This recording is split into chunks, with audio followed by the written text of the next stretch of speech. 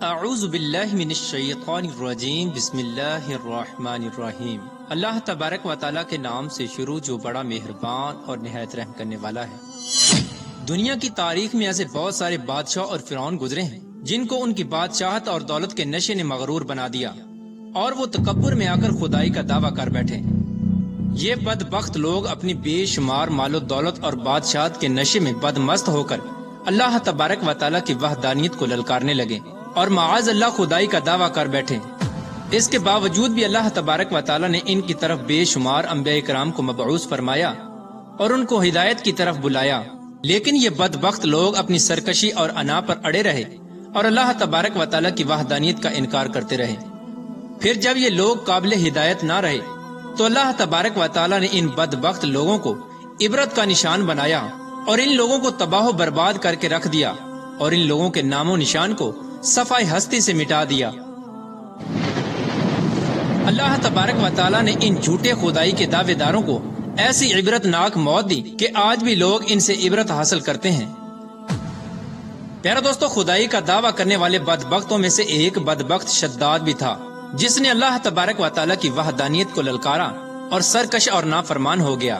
پیارا دوستو، شداد کون تھا اور کس طرح اس نے اللہ تبارک و تعالیٰ کی نافرمانی کی اور خدائی کا دعویٰ کیا، اور کس طرح اس نے دنیا میں اپنی جنت تیار کی اور اس کی بنائی جانے والی جنت کتنے سالوں میں تیار ہوئی، اور پھر اللہ تبارک و تعالیٰ نے اس بدبخت کو کس طرح دنیا کے لیے عبرت کا نشان بنایا اور اس بدبخت کا انجام کیا ہوا، اور پھر کس طرح ملک الموت علیہ السلام نے دردناک طریقے سے اس کی روح قبض کی۔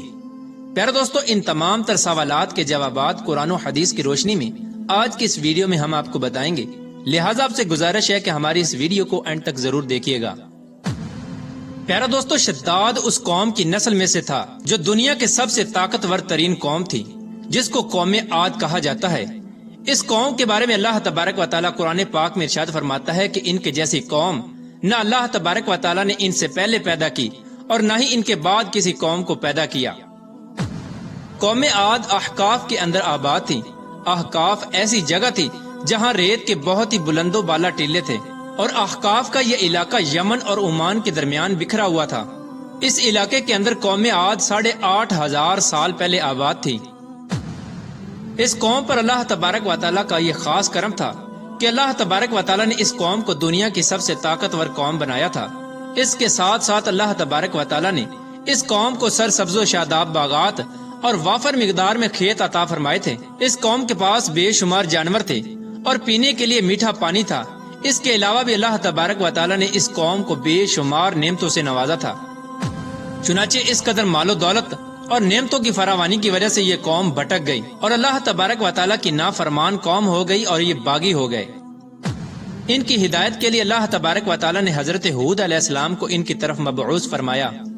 حضرت ہود علیہ السلام اس قوم کو اللہ تبارک و تعالیٰ کے حکم سے تبلیغ کرنے لگے اور اللہ تبارک و تعالیٰ کی وحدانیت کی طرف بلانے لگے، لیکن یہ قوم اپنے کفر و شرک سے باز نہ آئی اور حضرت ہود علیہ السلام کا مذاق اڑانے لگی۔ شداد جو کہ اسی قوم کی نسل میں سے تھا، وہ اس قوم کا بادشاہ تھا اور یہ 2 بھائی تھے۔ روایات میں آتا ہے کہ ایک کا نام شداد تھا اور ایک کا نام شدید تھا۔ شدید پہلے بادشاہ بنا اور وہ فوت ہو گیا۔ اس کے فوت ہو جانے کے بعد شداد نے حکومت سنبھالی اور اس طرح یہ دنیا کی سب سے طاقتور قوم عاد کا بادشاہ بن گیا۔ پیارا دوستو، شداد ایک وسیع و عریض سلطنت کا بادشاہ تھا۔ شداد کی یہ بادشاہت یمن سے لے کر عراق تک اور بعض روایات کے مطابق ایران تک پھیلی ہوئی تھی۔ شداد نے اپنی طاقت کے زور پر بڑے بڑے بادشاہوں کو اپنے زیر کر لیا تھا۔ چنانچہ اس بدبخت کو حضرت ہود علیہ السلام نے سمجھانے کی بہت کوشش کی، لیکن اس کا دل بھی بند تھا۔ چنانچہ جب حضرت ہود علیہ السلام نے شداد کو اللہ تبارک و تعالیٰ کی وحدانیت کی طرف بلایا اور ایک خدا کی عبادت کرنے کا حکم دیا، تو اس وقت شداد اور حضرت ہود علیہ السلام کے درمیان ایک زبردست مکالمہ ہوا، جس کے نتیجے میں شداد نے حضرت ہود علیہ السلام سے پوچھا کہ اگر میں اللہ تبارک و تعالیٰ پر ایمان لے آؤں تو مجھے کیا حاصل ہوگا؟ تو اس وقت حضرت ہود علیہ السلام نے شداد سے فرمایا کہ تم پر جنت حلال ہو جائے گی۔ جنت کا نام سنتے ہی شداد حضرت ہود علیہ السلام سے پوچھنے لگا کہ یہ جنت کیا ہے؟ تو حضرت ہود علیہ السلام نے شداد کو جنت کا نقشہ بتایا اور جنت کی نعمتوں کے بارے میں شداد کو بتایا۔ حضرت ہود علیہ السلام کی یہ بات سن کر شداد مسکرانے لگا اور حضرت ہود علیہ السلام کو دیکھ کر کہنے لگا کہ یہ کون سی بڑی بات ہے، ایسی جنت تو میں بھی تیار کر سکتا ہوں۔ حضرت ہود علیہ السلام نے شداد کو اس کے اس کفر و شرک سے روکنے کی بہت کوشش کی، لیکن یہ بدبخت باز نہ آیا۔ چنانچہ اس وقت شداد نے اپنی سلطنت کے بہت بڑے بڑے کاریگروں کو اکٹھا کیا اور احقاف میں ارم کے مقام پر 20 کوس لمبی اور چوڑی جنت بنانے کا کام شروع کروا دیا۔ چنانچہ شداد کی تیار ہونے والی اس جنت میں سونے اور چاندی کی اینٹیں لگائی گئیں اور جواہرات بھی لٹکائے گئے۔ اس بدبخت شداد نے اپنی اس بنائی جانے والی جنت میں شہد، دودھ اور پانی کی نہریں بھی رواں کر دیں اور دنیا جہان کے خوبصورت درخت، پودے اور پھول بھی لگوا دیے اور اس جنت کو طرح طرح کے جواہرات سے مزین کر دیا۔ قوم عاد چونکہ پہلے ہی بلند و بالا پہاڑوں کو تراش کر محلات بنانے کے اندر ماہر تھی اور شداد کی سلطنت میں تو یہ فن عروج پر تھا، چنانچہ ریت کے ان بلند و بالا ٹیلوں پر بہت بڑے بڑے ستون کھڑے کر دیے گئے اور ان بلند ستونوں پر بڑی بڑی سونے اور چاندی کی عمارتیں بنا دی گئیں۔ شداد نے یہ فیصلہ کیا تھا کہ جب تک اس کی بنائی جانے والی جنت تیار نہ ہوگی اس وقت تک وہ اپنی جنت کے اندر قدم نہیں رکھے گا۔ چنانچہ شداد کے حکم کے مطابق جنت تیار ہونے لگی اور شداد اپنے محل کے اندر بے صبری کے ساتھ جنت کا کام مکمل ہونے کا انتظار کرنے لگا۔ شداد کی اس جنت کو تیار ہونے میں 12 سال لگے۔ 12 سال کے اندر جب یہ جنت مکمل تیار ہو گئی اور اس کو طرح طرح کے ہیرے جواہرات سے مزین کر دیا گیا اور طرح طرح کی خوبصورتی سے مزین کر دیا گیا، تو اس وقت شداد کو اس کی جنت کے تیار ہونے کا پیغام پہنچا دیا گیا۔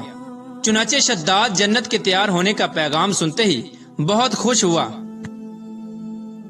اور شداد اپنی جنت کو دیکھنے کے لیے اپنی فوج کو ساتھ لے کر جنت کی طرف نکل پڑا۔ چنانچہ شداد ابھی جنت کے دروازے پر پہنچا ہی تھا کہ اس نے اپنے سامنے ایک شخص کو کھڑا دیکھا۔ شداد اس شخص کو دیکھتے ہی پہچان گیا اور اپنے حواریوں سے کہنے لگا کہ یہ شخص مجھے جنت میں داخل نہیں ہونے دے گا۔ تو اس وقت شداد کے حواریوں نے شداد سے پوچھا کہ یہ شخص کون ہے اور یہ جنت میں کیوں نہیں داخل ہونے دے گا؟ تو اس وقت شداد نے اپنے حواریوں سے کہا کہ یہ ملک الموت علیہ السلام ہیں، جو کہ میری روح قبض کرنے کے لیے آئے ہیں اور یہ مجھے جنت میں داخل نہیں ہونے دیں گے۔ اس وقت شداد بدبخت ملک الموت علیہ السلام سے عرض کرنے لگا کہ مجھے صرف اپنی جنت میں قدم رکھنے کی مہلت دے دی جائے، لیکن اللہ تبارک و تعالیٰ کی طرف سے مقررہ فرشتے نے جواب دیا کہ مجھے اللہ تبارک و تعالیٰ کی طرف سے حکم ہے کہ میں تجھے تمہاری جنت کے اندر قدم نہ رکھنے دوں۔